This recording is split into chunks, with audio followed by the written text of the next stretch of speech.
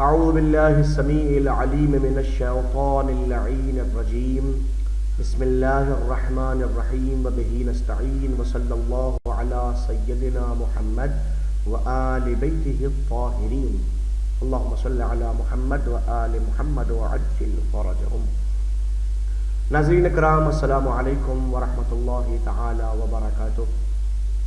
احکام اسلام آیت اللہ العظمیٰ صدر حسینی السیستانی دامت اللہ الوارث کے فتاوے کی روشنی میں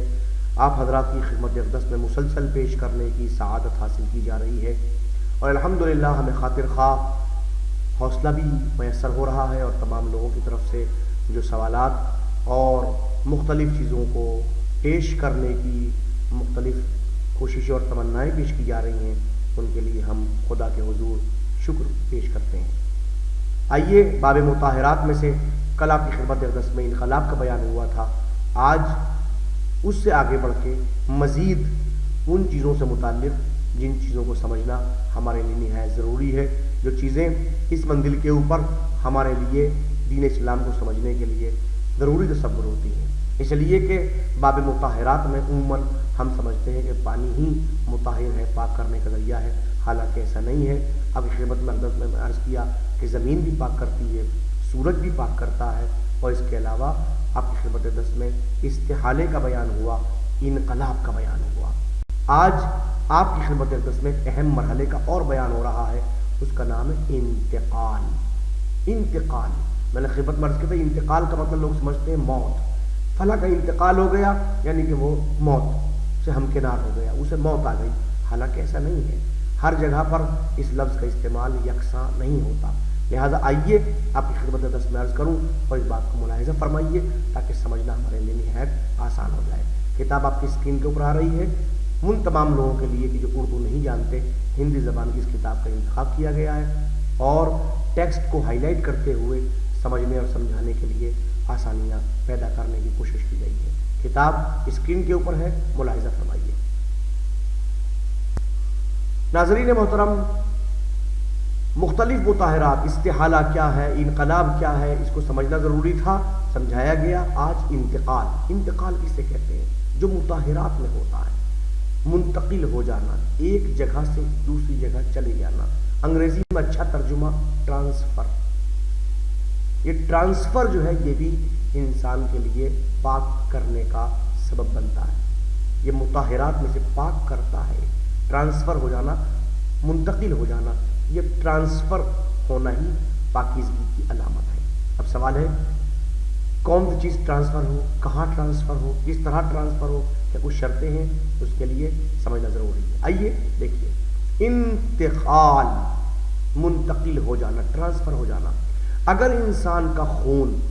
یا اچھلنے والا خون رکھنے والے حیوان کا خون، یعنی صرف اور صرف انسانی کا خون نہیں، فرض کیجئے کسی گائے کا خون، فرض کیجئے کسی معلوم کہ بکرے کا خون، فرض کیجئے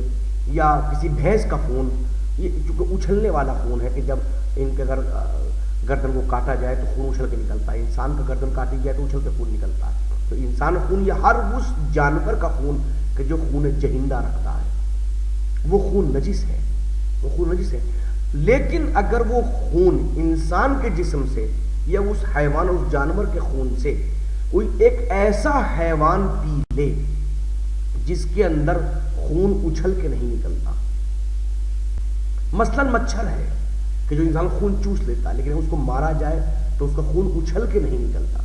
تو اگر انسان کا خون مچھر پی لے یا اس حیوان کا خون جو خون جہندہ رکھتا ہے مچھر پی لے اور چوس لے، تو وہ خون اس حیوان کے بدن کا جز بن جاتا ہے۔ یعنی اگر مچھر اگر اس خون کو پی رہا ہے تو وہ مچھر کے جسم کا ایک عضو بن گیا، مچھر کے جسم کا ایک جز بن گیا۔ مثلا مچھر انسان یا حیوان کے بدن سے اس طرح خون چوسے تو وہ خون پاک ہو جاتا ہے، اور اسے انتقال کہتے ہیں، کیونکہ اب یہ خون ٹرانسفر ہو کے ایک کے جسم سے دوسرے کے جسم میں پہنچ گیا۔ مگر یاد رکھیے گا، بنیادی سبب جو ہے کون سی جگہ سے کون سی جگہ پہنچا ہے۔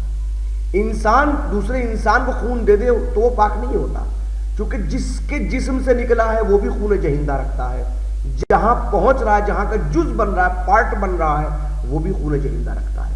یہاں انتقال نہیں، انتقال سے مراد یہاں پر یہ ہے کہ فرض کیجئے وہ جانور پی رہا ہے کہ جس کے اندر خون جہندہ نہیں ہے، جس کو اگر مارا جائے تو اس کا خون اچھل کے نہیں نکلتا، تو یہ ٹرانسفر، اس جگہ آ جانا خون کے پاک ہونے کا سبب بن جاتا ہے۔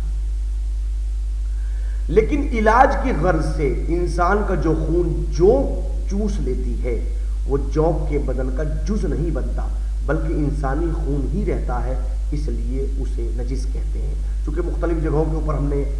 یہ پڑھا ہے کتابوں کے اندر، اور مختلف لوگوں سے سنا ہے کہ کبھی کبھی کچھ لوگ کسی کے علاج کے لیے جونک سے کٹواتے ہیں، اور نتیجہ یہ ہوتا ہے کہ جونک اس کا خون چوسنے لگتی ہے، تو خون جمع ہو جاتا ہے، وہ خون اس کے جونک کے جسم کا پارٹ نہیں بنتا، لہٰذا وہ انسانی وہ خون ہی رہتا ہے جو جونک کے پیٹ میں چلا جاتا ہے یا اس کے جسم میں چلا جاتا ہے، لیکن وہ پارٹ چونکہ نہیں بنتا، اس لیے وہ ہمیشہ نجس ہی رہتا ہے۔ اگر کوئی شخص اپنے بدن پر بیٹھے ہوئے مچھر کو مار دے اور وہ خون جو مچھر نے چوسا ہو اس کے بدن سے نکلے، تو ظاہر ہے کہ وہ خون پاک شمار کیا جائے گا، اس خون کو ہم نجس نہیں کہہ سکتے، وہ خون پاک ہے۔ کیوں؟ اس لیے کہ وہ خون اس قابل تھا کہ مچھر کی غذا بن جائے۔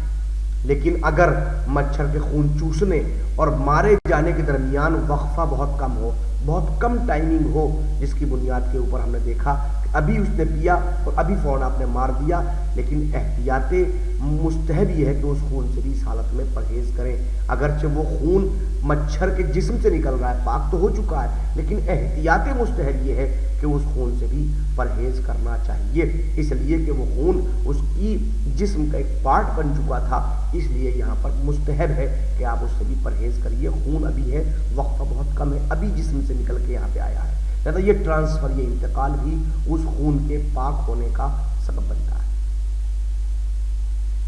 آج کی حد تک ہم آپ کی خدمت میں اتنا ہی بیان کرنا چاہیں گے، انشاءاللہ العزیز۔ ہمیں